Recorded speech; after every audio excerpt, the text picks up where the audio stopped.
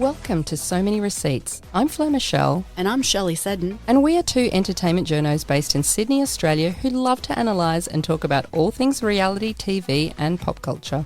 Each week on Receipt Roundup, we bring you our take on what's trending. Welcome to our deep dive into the Golden Bachelor Australia premiere this week. I think that we should rename the show Who's Gonna Poke the Bear? Oh dear, I don't know if I want to think about bear and poking. That kind of makes me feel squeamish. I know. Well, we actually got to meet the bear and also host Sam Armytage at Channel 9's Golden Bachelor launch party this week.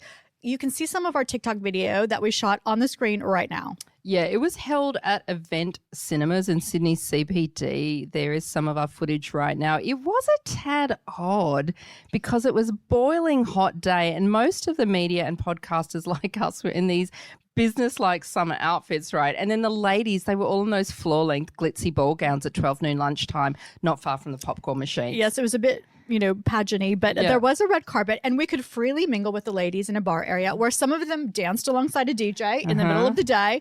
There was champagne and wine, mini hamburgers and teriyaki chicken. Plus, we got a huge bag of lollies from the show's sponsor, Daryl Lee. And then we watched the episode in the cinema. Did it sort of feel like old people lollies though? It was all licorice. It was very licorice-y. I brought it home and my son looked at it and went, "What's this?" I'd never heard of it. Anyway, it was a fun vibe and the ladies were all lovely. Although I wasn't sure what to make of Bear after our chat. I know. Did you get that same feeling? Yeah, I didn't know either. So most people know what BDE is, but we invented RME, which is Rich Man Energy. So this came about after we met, the MAFS stars Jackie and Clint at an event a few months ago. Clint smelled good. Yes. He looked good. He just gave off these rich man vibes. So does Bear have RME? I would say not so much. I definitely didn't get RME from him because the reason why I'm bringing it up is that often they do choose someone that's quite wealthy, right? But I didn't get RME. Well, he was wearing just like a standard issue black tux at the event. I mean, he was nice enough. He's Canadian. They're very nice. But does he have, the X factor? Yeah, I'm not sure. Yeah, I didn't find him terribly charismatic, but maybe that's okay. As long as he's a good guy, I'll let it slide. Yeah, well, some people are upset because the first Australian Golden Bachelor is originally from Canada. So I kind of get it. I mean, surely there isn't a sexy Australian silver fox out there. Mark Bouris, I am looking at you. Oh, Mr. Bouris would be so good. I think he's taken though. I'm not sure. He would be so good though. Yes, and I have to say, I don't think the star of the show is going to be Bear. It's going to be the women. We'll get into all of that in a minute, though. Yeah, and there's already a lot of talk about Sam Armytage as well, who I have to say looked fabulous. Yes. She was very nice and said the difference between this show and Farmer Wants a Wife is that the ladies are much more sophisticated because she, was hosting that one as well for years. And we asked if there was a standout who might be the next Golden Bachelorette, and she said we would have to watch. And of course, we asked her if she would consider being the Golden Bachelorette, and it was a hard no, like, oh, no. She almost seemed to recoil a little bit at that question. I think the last thing poor Sam wants is more attention on her personal life. But I have a side note. Sam posted on her Insta the next day that she was selling a bunch of her things at a resale store in Mosman called Venla. It's where you rent a rack and you put your clothes on it. It is one of my favorite stores in Mosman, I have to say. So, of course, I had to go check out Sam's rack. That is not a euphemism. She's got a good rack. She does have a good rack. In this instance, her rack is number 32. There were like a ton of pants, lots of size 14s, lots of prints. Not really my style. I don't do prints. But if you're in the neighborhood, check it out. But does that mean if you liked some of her clothes, you would actually wear Sam's old clothes? Yeah, for sure. Like designer resale boutiques are all the rage. Okay. And if there was something in my size, I totally would have grabbed it. And I have to say, at this event, we also met several of the ladies vying for Bear's paw or to join Bear in his lair. Am I the only one doing bear puns here? So just you do them. You just do you. I'll do the bear puns. Yeah. It's like mom jokes. So I have to say, I was impressed with the ladies. And the main theme we heard over and over again from them at the launch party, it's not the real Housewives of Elizabeth Bay where the Bachelor Mansion is this season. It was all about the sisterhood. But I am wondering, is anyone going to smash a glass? It's kind of standard now in these shows. I actually don't think so because I should give them stunt glasses because it's so expected. But I feel like these women really genuinely loved each other and really bonded.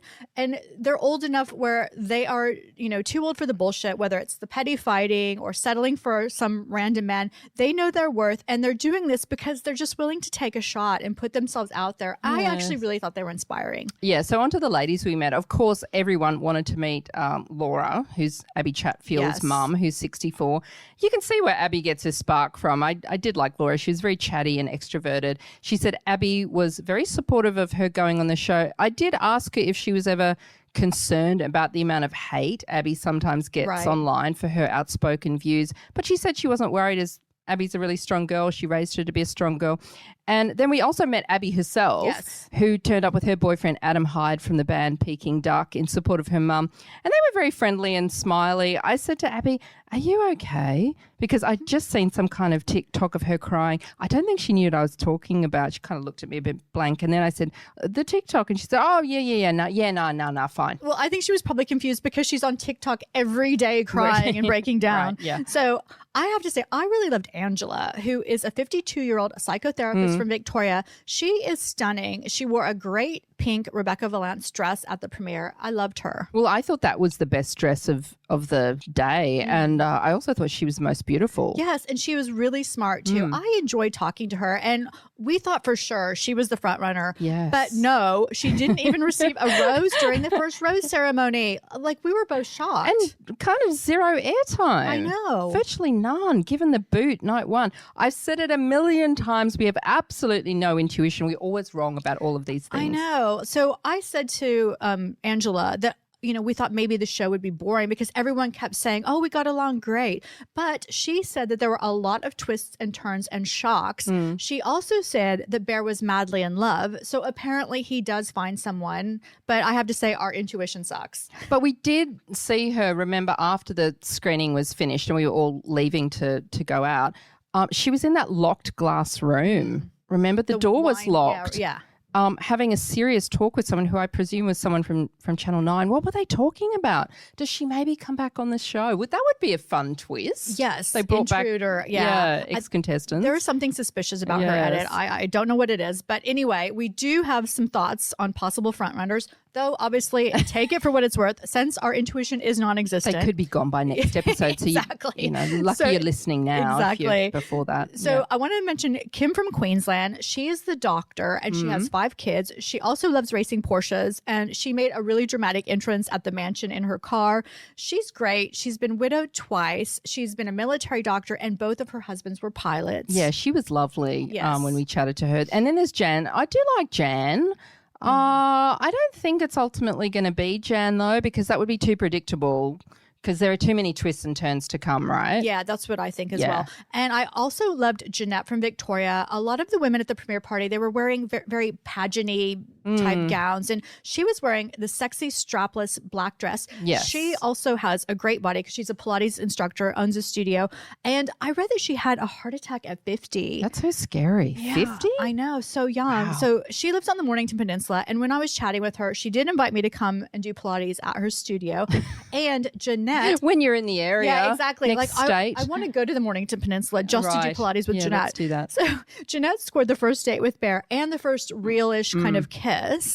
And I have to say, also, Catherine was originally one of my front runners, but she is getting a stage 5 clinger edit. She is freaking annoying. She's like getting the Clarette edit, poor Clarette from Farmer. Oh my God, totally. She is this year's Clarette. Yeah. So the fact that she went against the sisterhood with the whole permission to push initiative, that turned me against her because she is not a girl's girl. Yeah, I mean, is she nice though? And she's just getting the villain edit. We've been wrong as usual on these things before. And then the villains, we end up liking them. Yes. The thing with Kim and Jeanette is that they both have lives and families in another state. So for someone like Kim, who's a doctor with 5 kids, I can't imagine her leaving an established practice and starting over again in Sydney. Can you? I hate it when they bring in people from so many different states. I know they have to cast and they're just looking for good people, but they're too far away. It never seems to work out. I think that's a real consideration. And it gives Jan and Catherine, etc., an advantage because they are Sydney based. Yeah, and he's probably thinking in his mind, if this is going to last for real, like I can get to know this person more outside of the show when it's finished because you're living in my city. For sure. These other women don't have a chance of that, really. Yeah. And I do have to give a special shout out to Bianca Dye. Mm-hmm. So Flurzy and I both know her from our days back in the entertainment trenches of the city, years gone by, you know, a long time ago. She is a fabulous girl, and I think is going to be the comic relief, the funny narrator. Yes. So I do hope this leads to us seeing more Bianca after this because she's really good TV. Oh, it was so good to reconnect with Bianca. She is such a media survivor. And she hasn't been lucky in love, which is such a shame because I do think she'd make a fantastic partner for someone because she is a really great girl. We can honestly say that we know her in real life. Bianca is a lovely person. For sure. So this show is only 9 episodes total. So we already have only 7 more to go. And I think it's going to be a fast and furious thing. But Bear might just be a little boring at this point, but we are here for the ride. Yeah, we'll keep our eye on Bear. We'll come back to you. We'll let you know what we think. So that is it for this week. Thanks for listening. I'm Fleur Michelle. And I'm Shelley Seddon. Please continue to check out the deep dives on So Many Receipts.